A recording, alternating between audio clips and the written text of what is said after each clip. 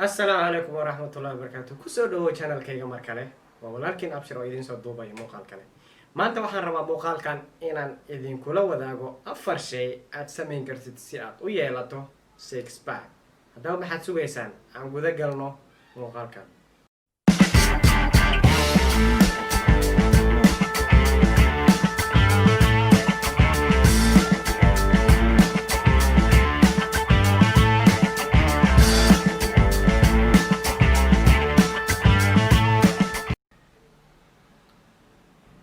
okay shayga ugu horeeya ee aad samayn kartid si aad six pack u yeelato waxa weeyaan inaad leedahay diet plan. Diet plan markii aan ku dhahayo ma ahan yacni dietka inuu wax adag yahay waxa waaye in aad leedahay jadwal ku salaysan waxa loo yaqaano caloric deficit ama caloric deficit waxaa la yidhaahaa inaad cuntid in ka yar jirkaaga intuu u baahan yahay si jirkaaga uu u gubo fat badan.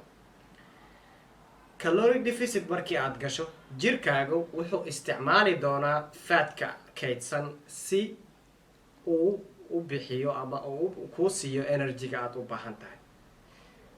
haddaba si aad six pack u yeelatid waxaad u baahan tahay in dietkaaga uu saxan yahay oo aad mar walbo wax ku cunaysid xaaladda loo yaqaano caloric deficit ama aad cunaysid in ka yar inta uu u baahan yahay jirkaagu si uu u isticmaalo fatka jirkaaga ku kaydsan. shayga labaad ee aad u baahan tahay inaad samaysid si aad six pack u yeelato ama muuqaalkaaga dhan uu qurxoonaado waxa weeyaan inaad leedahay workout plan ama jadwal. caloric deficit markii aad gashid jirkaaga wuxuu isticmaali doonaa all yacni energy ahaan wuxuu isticmaali doonaa fatka laakiin si jirkaaga uu haddana muruq u dhiso waxaad u baahan tahay bir inaad qaado.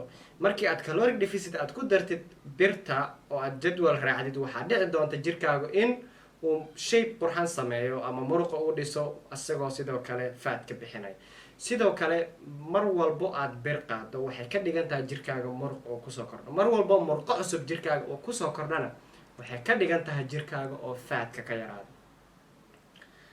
shayga saddexaad ee aad u baahan tahay inaad six pack yeelatid inaad samayso aad u baahan tahay si aad six pack u yeelatid waxaa weeyaan inaad samaysid exercise-yada caloosha ama up training waxa loo yaqaano. exercise-yada caloosha waxay kaa caawin doonaan in ay soo muujiyaan murqaha calooshaada ku yaal. meeqaad aragtaa qof caata ah oo calooshiisa yacni waxba fat aan ku lahayn at the same time aan six pack lahayn. six pack si aad u yeelatid waxaad u baahan tahay inaad dhistid murqaha caloosha samaysid exercise-yada dhisa caloosha ayaguna waxay ka qayb qaadan doonaan in jirkaaga ama six pack uu soo muuqdo. haddii dietkii saxdo oo body fatkaaga uu yaraado waayo murqaha caloosha waxa daboolaya waxa weeyaan body fatka waayo jirkaaga fatka markuu ka dhamaado oo up training aad ku darto markaas ay soo bixi doonaan murqaha.